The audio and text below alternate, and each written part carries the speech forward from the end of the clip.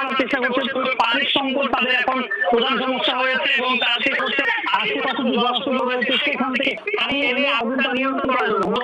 এবং উপর থেকে যেহেতু আগুনটি সপ্তম অষ্টম তলায় বেশি ছিল এবং নিচের দিকে আস্তে আস্তে আগুনের ভয়াবহতা সেটি অনেক ব্যাপকভাবে ছড়িয়ে পড়ছে, ফলে উপর থেকে ভবনের যে কাজগুলো সেগুলো ফুলকি আকারে নিচের দিকে আমরা পড়তে দেখছি এবং অনেক বেশি পরিমাণে কিন্তু আগুনের সময়ের সাথে কিন্তু অনেক বেশি বাড়ছে।